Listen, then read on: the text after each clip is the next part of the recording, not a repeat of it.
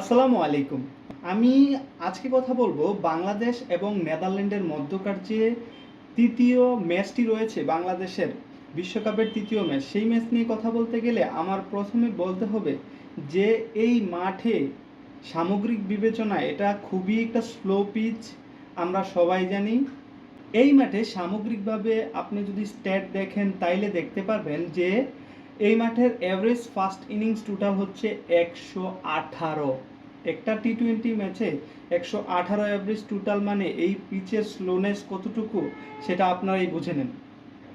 So এখন যদি বলি যে এই মাঠটাতে খেলা কিংস্টাউনের এই মাঠটা, তার অ্যাভারেজ টোটাল হচ্ছে সেকেন্ড ইনিংসে 117। ইভেন দো এখানে 5টা ইন্টারন্যাশনাল ম্যাচ হয়েছে, পাকিস্তান ওয়েস্ট ইন্ডিজের মধ্যে ম্যাচ হয়েছে।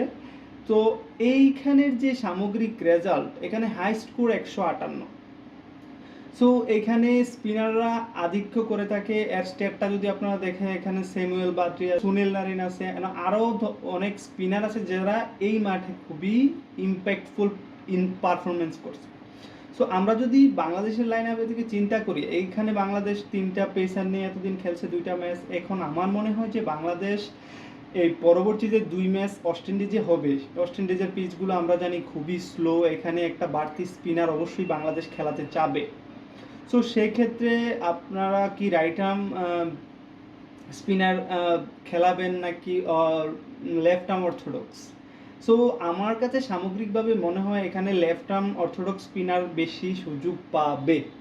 তারা অবশ্য একটা কারণ আছে। আপনি যদি লক্ষ্য করেন নেদারল্যান্ডসের যে ব্যাটিং লাইন আপ বলেন কিংবা যে 15 সদস্যের যে স্কোয়াড, পুরো স্কোয়াডে মাত্র একজন লেফট হ্যান্ডেড ব্যাটসম্যান আর বাকি সবাই রাইট হ্যান্ডেড ব্যাটসম্যান। তো আপনি যদি সামগ্রিকভাবে বিবেচনা করেন, খুবই লজিক্যালি, খুবই বেসিক চিন্তা করেন, তাইলে কিন্তু এখানে রাইট হ্যান্ডেড ব্যাটসম্যানদের এগেনস্টে লেফট আর্ম অর্থোডক্স অনেক বেশি ইম্প্যাক্ট এখানে স্কোয়াডের দেখছি। যদিও অনেকে বলছে সাকিবের যেই আত্মনিবেদন টি-20তে বিশ্বকাপে, সেটা খুবই চোখে লাগার মতো। তো সেটা নিয়ে আমরা পরে কথা বলবো। আপাতত এই মাঠে, কিংস্টাউনের এই মাঠে সাকিবকে আমি দেখছি এবং তার সাথে একটা এক্সট্রা স্পিনার আমি দেখছি এখানে তানভীর ইসলামকে। সো আমার কাছে মনে হয় Tanvir Islam is a vital role play করবে এই ম্যাচে, কেননা এখন পর্যন্ত তানভীর ইসলাম কোনো ম্যাচই খেলে নাই।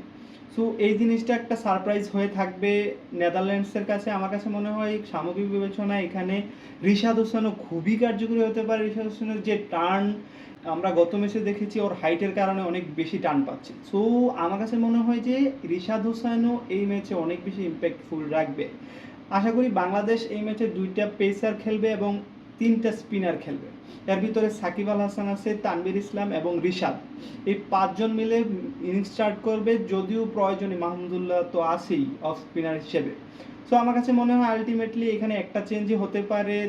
সো এখানে আমার কাছে মনে হয় 2জন পেসার এবং 3জন স্পিনার নিয়ে খেলবে। আপনার কাছে কি মনে হয় বাংলাদেশের স্কোয়াড কি হওয়া উচিত, প্ল্যানিং কি হওয়া উচিত? কমেন্ট সেকশনে জানাতে পারেন।